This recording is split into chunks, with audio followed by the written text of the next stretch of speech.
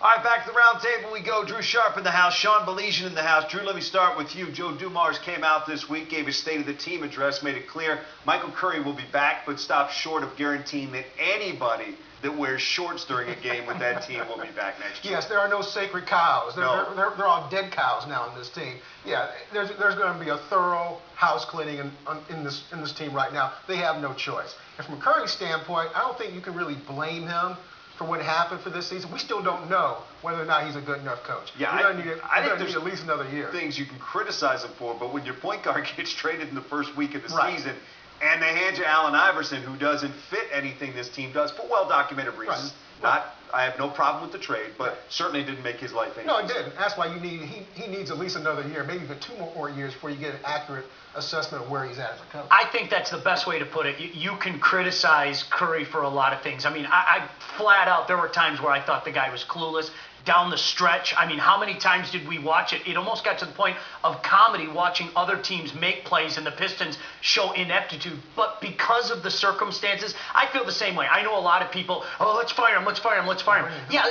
Number one, bring in who? And I think that would mean that they owe 7 coaches and owe Miller as well. So I mean, I think that's enough. Don't you, Drew? No, I think it will be their 5th new coach in the last 7 years. At some point, if you're Joe Dumars, you're going to have to sit there and just let your coach give him some time to try and work his way into some type of comfortable rhythm. I don't know if Curry's going to be a good coach or not. I don't know the answer to that. I don't think anybody does at this point, but it's time now to blame the players for once.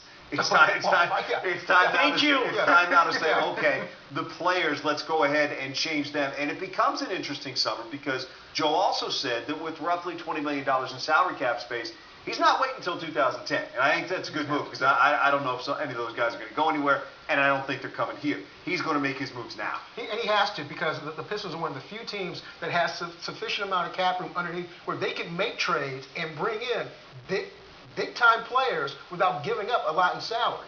So this is where the possibilities come. And the scenario you hear most is that maybe Toronto realizes that Bosch is going to leave and he could be on the market this summer. Now, whether or not the Pistons have what it takes to get him remains to be seen because there's going to be a lot of people getting in on that, but they do have this. Yeah. They have room for him, and they have room to pay him. And they have room for him. And Toronto's going to have to make a move this summer. If Bosch tells him he's not resigning, they can't wait until February of 2010 because at that point they are not going to get anything close to what his value is. It's not the total rebuild that say it was after the bad boy era, circa after 92, but, and Dan, we hit on this last week, this is not going to happen overnight.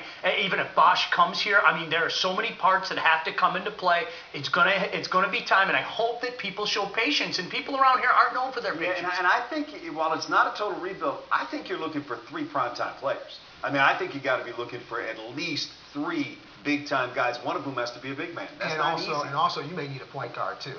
Stuckey, I think, has a future as a combo guard, but can you be as patient as you were with Chauncey, taking him 4 or 5 years to get comfortable becoming a point guard? I don't think they have that time frame. Number 1 on their list, I think, is bringing the point guard. Yeah, Joe's done it once. It'll be interesting to see whether or not he can do it again. Drew Sharp, Detroit Free Press. Rome is burning on ESPN as well. Sean Baligean, M-Live, Plymouth Whalers, and look at that face. Man needs a radio job. Somebody give him one. He's one of our favorite Forget the scars on his face.